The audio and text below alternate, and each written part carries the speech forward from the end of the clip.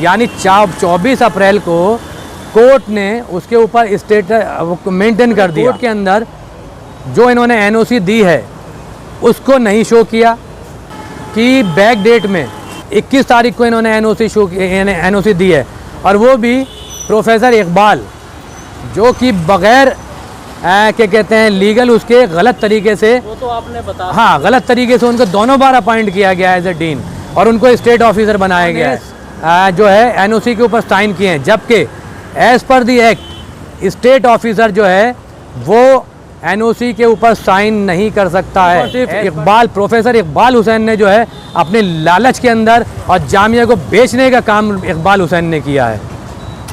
देखिए, नंबर एक चीज़, जिस तरीके से हमने आपको पहले भी बताया था, आपके थ्रू जितने भी हिंदुस्तान में जामिया बिरादरी है, हिंदुस्तान के बाहर जामिया बिरादरी है, पूरे हमारे हिंदुस्तानी जो भाई बहन हैं उनको हमने ये चीज़ बताई थी कि अगला कदम जो है हमारी श्री पद्मश्री नजमा अख्तर साहिबा का, तो वो उनको हमें सस्पेंड करना था। तो वो चीज़ हमने पहले ही बता दी थी कि क्योंकि हम कोर्ट से जा कर के हम स्टे ऑर्डर ले आए थे, तो इस वजह से जो है उन्होंने हमें सस्पेंड किया। तो ये तो बात साबित हो गई, पहले ही हमने कह दिया था।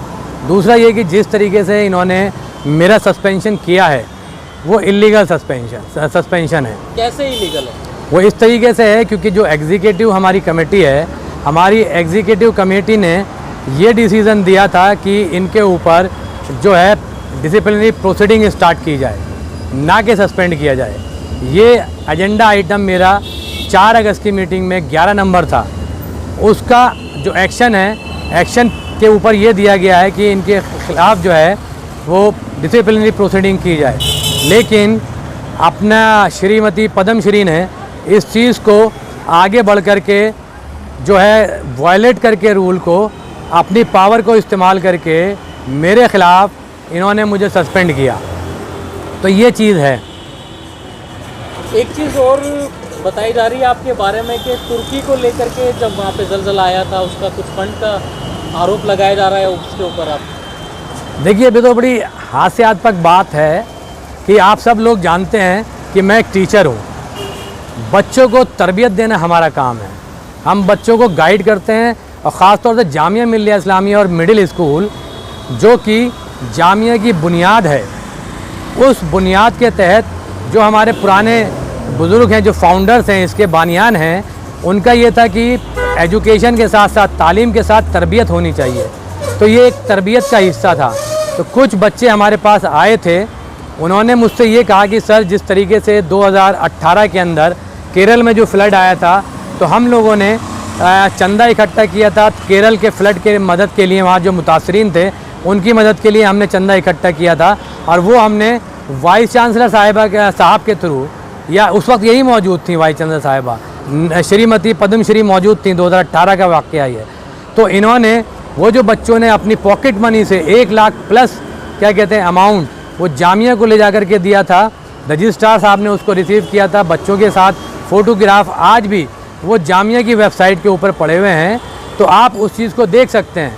तो बच्चे हमारे पास आए, तो बच्चों को हमने कहा कि बहुत अच्छा बेटा आप लोग काम कर रहे हैं। तो एज ए टीचर हमने बच्चों को जो है गाइड किया कि आपको कैसे करना है। उन्होंने, बच्चों ने और पेरेंट्स ने मिल करके ये काम अपने आप किया।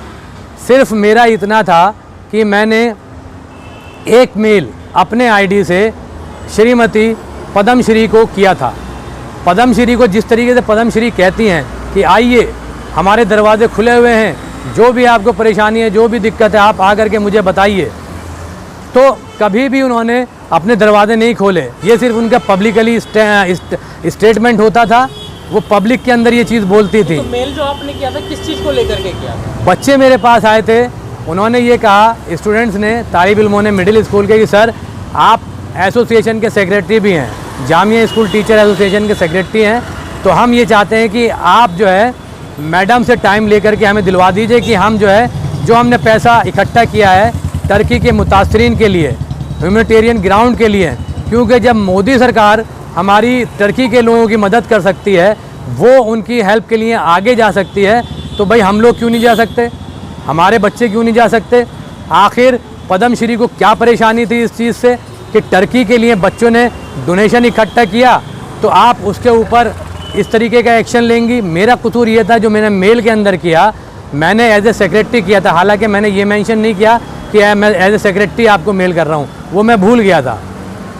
तो मैडम को मैंने इतना लिखा था कि मैडम कुछ बच्चे स्टूडेंट असातिज़ा आपसे मिलना चाहते हैं। उन्होंने अप्रॉक्स 1,40,000 रुपये इकट्ठा किया है टर्की के मुतासरीन की मदद के लिए, तो वो आपको देना चाहते हैं। आप जो है आप हमें मिलने का टाइम दीजिए। इतना मेल मैंने किया था। हो सकता है कि एक आध लाइन ऊपर नीचे इसके अंदर हो, मैं सही से बयान नहीं कर पा रहा हूँ, लेकिन वो मेल है। तो हमने सिर्फ इतना मेल किया था, जिसके ऊपर मैडम ने हमें 4 शो कॉज इशू किए, 4 लेटर्स के मैंने उनको जवाब दिए। लेकिन क्या लेटर थे? वो अलग अलग एक्सप्लेनेशन कॉल की थी कि आपने ऐसे कैसे किया, ये किया, वो किया, लेकिन क्योंकि मैंने किया नहीं था, बच्चे आए थे मेरे पास, तो मैंने बच्चों को गाइड किया है सिर्फ कि किस तरीके से आपको करना है, उनकी रहनुमाई की है एज ए टीचर, क्योंकि मेरा काम है बच्चों की रहनुमाई करना। तो मैंने उनकी सिर्फ रहनुमाई की थी कि जो हमारा काम है। तो मैडम ने हमें ख़ुद समझ में नहीं आ रहा कि एक तरफ तो जामिया मिल्लिया इस्लामिया जो एक दुनिया के बड़े लीडर हैं तैयब अर्दोगान साहब, उनको बुला करके जामिया मिल्लिया इस्लामिया ऑनरी कोजिया यानी डॉक्टरेट उनको देती है, ऑनरी डॉक्टरेट देती है। और दूसरी तरफ जब टर्की में कोई परेशानी होती है, वहाँ के लोग मुतासरीन होते हैं, मुतासर हुए इतने बड़े ज़लज़ले के तहत, पूरी दुनिया ने उनकी मदद की, मोदी सरकार ने उनकी मदद की। तो आखिर पद्मश्री नजमा अख्तर साहिबा को ऐसी क्या परेशानी थी कि अगर हमारे बच्चों ने, पेरेंट्स ने मिल कर के अगर वहाँ के मुतासरीन की मदद कर दी, तो आखिर ऐसी क्या वजह हो गई, क्यों ऐसे उन्होंने मेरे ख़िलाफ़ इतने लेटर्स दे दिए। 4 लेटर का मैंने उन्हें जवाब दिया है। मुझे नहीं मालूम कि मेरी उनसे क्या ज़ाती दुश्मनी है, वो आखिर क्यों मेरे पीछे हाथ धो करके पड़ी हुई हैं। तो उसमें आरोप आपके ऊपर लग रहा है ना कि आपने क्राउड फंडिंग कराई और फिर वो करप्शन का इल्ज़ाम तो आपके ऊपर भी लग रहा है ना। देखिए, ये तो नल एंड वाइड हो गया। मैंने सारे मीडिया को दे दिया है कि भाई पेरेंट्स गए, पेरेंट्स ने बच्चों के साथ गए, वो फ़ोटोग्राफ टर्की एम्बेसी में एम्बेसडर जो हाई एक्सीलेंसी टर्की के एम्बेसडर हैं उनके साथ वो बच्चे गए हैं और उनको पैसे दिए हैं। बच्चों के फ़ोटोग्राफ मौजूद हैं। वो जो पैसे वहाँ जमा करके आए हैं टर्की एम्बेसी में, टर्की एम्बेसी की स्लिप मौजूद है। ये तो क्लियर है, इसमें तो कोई बात ही नहीं है। ये तो अननेसरली मुझे बदनाम करने की कोशिश की जा रही है कि हारिस उल हक चंदा खा गए, हारिस उल हक पैसा खा गए। वो तो 1,40,000 की बात कर रहे हैं। वो बच्चे तो जो है 1,45,000 कुछ जमा करके वहाँ पर आए हैं। तो अब अगला कदम क्या है आपका? अब आपने क्या सोचा है, क्या इरादा बनाया है? क्या हार मानकर बैठ जाएंगे या लड़ाई लड़ेंगे आप? देखिए, हमने ये स्टेप जामिया मिल्लिया इस्लामिया के लिए उठाया है। हम बार बार इस चीज़ को कह रहे हैं कि जो ज़मीन जामिया की थी वो जामिया को वापस लेनी चाहिए। जो एक्सचेंज डीड के तहत पहला हक जामिया का है, अब वो ये कहते हैं कि पीस ऑफ लैंड। बड़ी मज़ेदार बात है कि जो लेटर मुझे ये भी पता चला है कि बैक डेट में यानी 24 अप्रैल को कोर्ट ने उसके ऊपर स्टेटस मेंटेन कर दिया 24 अगस्त को।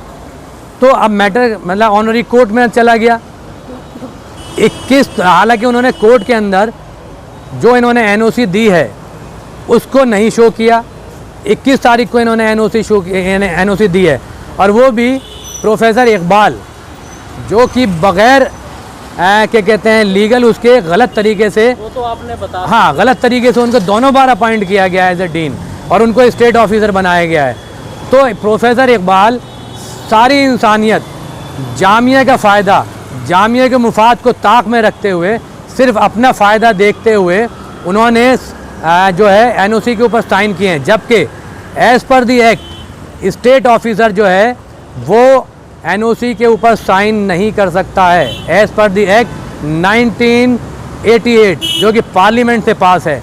तो ये काम भी सिर्फ और सिर्फ इकबाल, प्रोफेसर इकबाल हुसैन ने जो है अपने लालच के अंदर और जामिया को बेचने का काम इकबाल हुसैन ने किया है।